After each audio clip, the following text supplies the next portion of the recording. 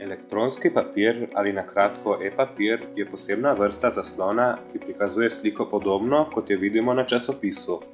Za razliko pa je pri e-papirju črnilo vedno prisotno v zaslonu in se v njem premika tako, da enkrat vidimo črnilo, drugič pa belo barvo. Najprej si oglejmo, kako je šel razvoj e-papirja in kako vsaka od tehnologij deluje. Začetki segajo že v 70. leta, ko so pri podjetju Xerox razvili prvi elektronski papir. Ta je bil zgrajen iz plastičnih kroglic premera 100 mikrometrov. Polovica kroglice je bila bele barve in pozitivno nabita, druga polovica pa črne barve in negativno nabita. Kroglica torej predstavlja dipol. Kroglice so bile vstavljene v prozoren silikon, vstavljen med dve elektrodi. Okrog kroglic pa je bila oljna tekočina, ki je omogočala, da so se kroglice lahko obračale glede na polariteto elektrod. Vsaka taka kroglica predstavlja en piksel. Ko je na vrhnji strani elektroda pozitivno nabita, privlači črni del dipolske kroglice, to na zaslonu vidimo kot črn piksel. Ko je pa vrhnja elektroda negativno nabita, privlača beli del dipolske kroglice. To pa vidimo kot bel piksel. Razvoj je šel naprej. Podjetje E-Ink je za prikazovanje belih ali črnih pikslov začelo uporabljati elektroforezo. Elektroforeza je pojav, ko se nabiti delci v homogenem električnem polju začnejo zaradi dielektričnosti gibati proti negativnemu ali pozitivnemu polu, odvisno od nabitosti delcev. Pri tej novi tehnologiji e-papirja uporabljajo transparentne mikrokapsule, v katerih so negativno nabiti delci titanovega dioksida, ki predstavljajo belo barvilo. V njih je tudi olje, ki je obarvano v črno barvo. Mikrokapsule se prosto gibljajo v oljni tekočini med dvema elektrodama, ki sta na razen od 10 do 100 mikrometrov. Ko je vrhnja elektroda pozitivno nabita, mikrokapsule elektroforezično pripotujejo na vrh obrnjene tako, da so beli delci na vrhu. Zato to predstavlja bel piksel. Ko pa je zgornja elektroda negativno nabita in spodnja pozitivno, pa kapsule potujejo navzdol in se beli delci obrnejo navzdol. Na zaslonu je to črn piksel, saj je proti vrhu obrnjena črno obarvana tekočina. V kasnejšem razvoju se še vedno uporablja elektroforeza, le da se mikrokapsule ne gibljajo več v oljni tekočini, ampak so statične. V teh mikrokapsulah so majhni pozitivno nabiti titanovi delci bele barve in črno obarvani in negativno nabiti delci. V mikrokapsulah je tudi oljna tekočina, ki omogoča, da se beli in črni delci s pomočjo elektroforeze premikajo. V nadaljevanju so na elektrodi nad mikrokapsulo, ki je predstavljala en piksel, dali dve različni polariteti, kar je pripomoglo k večji ločljivosti zaslona elektronskega papirja. Ta tehnologija e-papirja z uporabo aktivne matrike je danes najbolj razširjena na svetu in komercialno dostopna na e-bralnikih, kot so Kindle, Kobo, Barnes & Noble in ostali. V novejših implementacijah se uporablja samo ena elektroda na spodnji strani zaslona pod mikrokapsulami.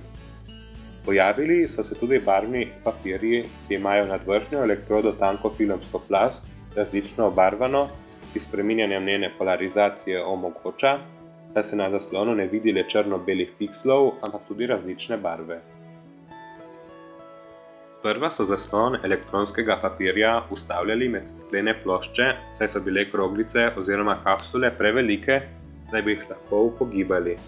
Z uvedbo manjših mikrokapsul so lahko dali plastične plošče in tako se je začela uporaba gibljivih zaslonov e-papirja, ki poleg gibljivosti omogočajo tudi boljšo vzdržljivost pred poškodbami, saj plastika ne poče tako kot steklo. Poleg tega pa se gibljivi zasloni lahko uporabljajo na več različnih načinov kot navadni ravni zasloni. Največja prednost e-papirja je zagotovo nizka poraba električne energije.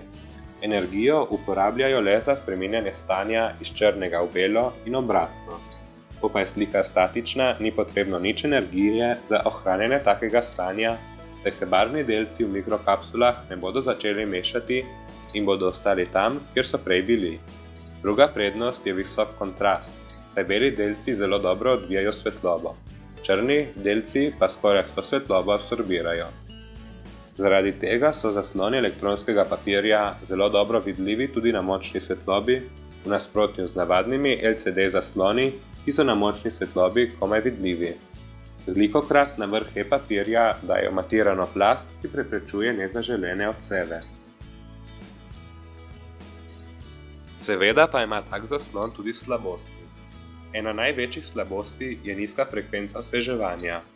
Premikanje delcev v mikrokapsulah traja kar nekaj časa. Da preide iz ene skrajnosti v drugo, traja tako dolgo, da lahko človeško oko to že opazi. To onemogoča, da bi na takih zaslonih predvajali video. Pri spreminjanju stanja se lahko zgodi, da se ne ravno vsi piksli obarvajo tako, kot bi hoteli. Nekateri ne uspejo zamenjati barve, zato na zaslonu lahko opazimo sledi prejšnjih slik. Po določenem številu majhnih spreminjanj ali ko hočemo, da se spremeni celotna slika, se celoten zaslon najprej obarva črno, potem belo in nato zahteva na sliko. Tako se znebimo vseh ostankov sledi, ki so prej nastali. Poleg tega pa imajo zasloni elektronskega papirja dokaj nizko ločljivost oziroma gostoto pikslov glede na druge zaslone. Velikosti kapsul se ne da tako zmanjšati, saj mora v njih biti določeno število delcev. Edino izboljšavo, ki jim je uspelo narediti, je, da se ena kapsula uporablja za 2 piksla. Zasloni e-papirja se zaradi svojih prednosti uporabljajo v veliko različnih napravah. Najbolj znani so e-bralniki, saj ne potrebujejo prikazovanja videov, ampak večinoma prikazujejo statične slike, ki se redko spreminjajo.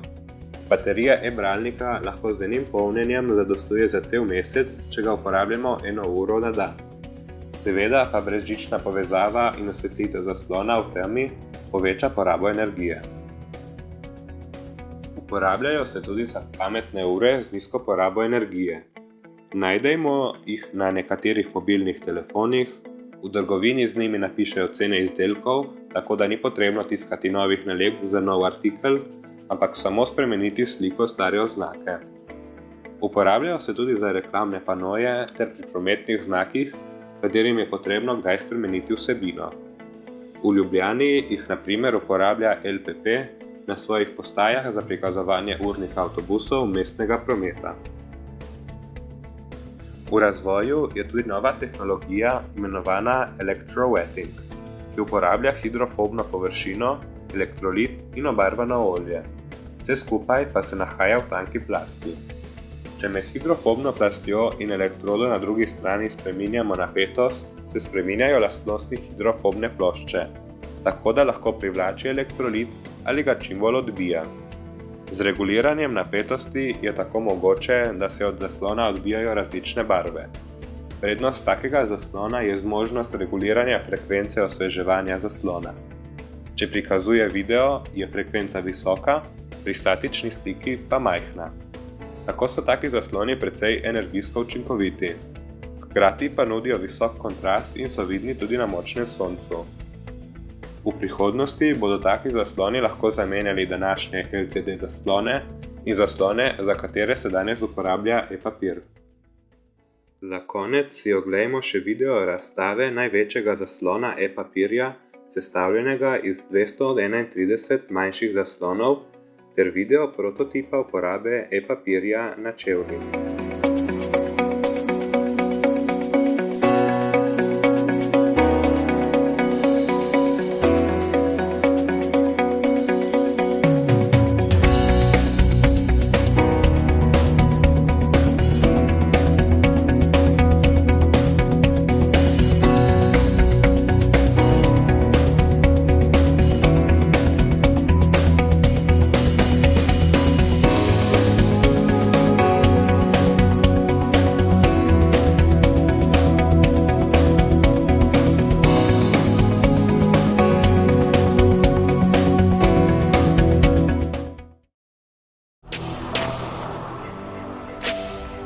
Shift from the ordinary into something extraordinary. The future of footwear. Presenting Shapewear.